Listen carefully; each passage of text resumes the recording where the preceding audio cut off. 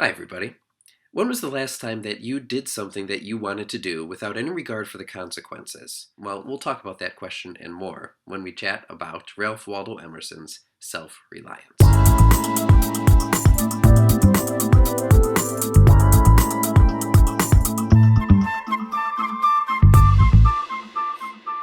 Emerson published Self-Reliance in 1841 in a collection of other essays. And it actually turns out that a lot of the Self-Reliance essay can be found in earlier journal entries that he composed over the last decade of his life. So, if anything, this is a decade's worth of thoughts and reflections that he's combined into this succinct essay. In paragraph 1, he talks about how it's common for us to think of something, but then we hold it back. In fact, he says a man dismisses without notice his thought because it is his. And then what happens later? We hear someone else say that same thing, and even though we could have been the ones to have said whatever that thought was, the other person ends up getting credit for it. The second paragraph is my absolute favorite because it talks about the sanctity and the power of the individual. He says, imitation is suicide, which is kind of an interesting contrast to Benjamin Franklin, who wrote his entire autobiography on the premise that his life was fit to be imitated. My favorite line is when Emerson says, "We but half express ourselves, and are ashamed of that divine idea which each of us represents." Sometimes, he says, we're cowards, and that's why we conform and we lose rather than express our individuality. He then goes on and compares self-reliance to something like a baby or a small child. If you're ever in a room with a baby or a small child, you realize that everyone in the room conforms to that individual. And that individual doesn't conform to anybody else. And there's something important about retaining that spirit even as we grow older. Another quote that he's admired for is when he goes on to say, "Society is a joint stock company in which the members agree for the better securing of his bread to each shareholder to surrender the liberty and culture of the eater." Essentially, what he's saying is, for peace and security, we give up a portion of our own individuality. He also does something that is a direct affront to the highly religious sensibilities of his era.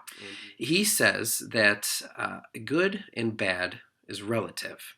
He says, "No law can be sacred to me but that of my nature." So the right thing to do is not from religion, it's not from society, and it's not from someone else. It's strictly from within. He sounds a lot like Huckleberry Finn when he says that, doesn't he? The word whim is the word that he exalts, as though what he wants in the present moment is all that exists and all that matters. The last lines in the excerpt do a good job stating that who we are when no one is watching is who we should be when the whole world is watching. In a portion of the essay that we won't read, Emerson gives this pretty profound statement, and I wanted to make sure that I shared it with you. He says, "A foolish consistency is the hobgoblin of little minds, adored by little statesmen and philosophers and divines. With consistency, a great soul has simply nothing to do. He may as well concern himself with his shadow on the wall. Speak what you think now in hard words, and tomorrow speak what tomorrow thinks in hard words again, though it contradict everything you said today."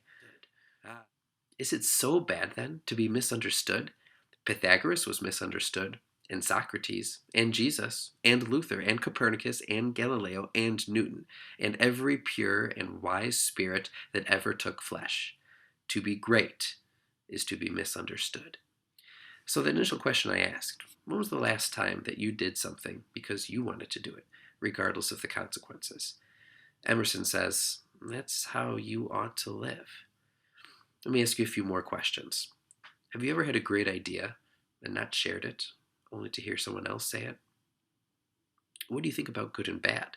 Does it come from within or from some external source? Do you do good deeds out of a sense of obligation, or because that's who you actually are? How much do you care about approval from others? Think about those things, and we'll talk about it next time we're together. See ya.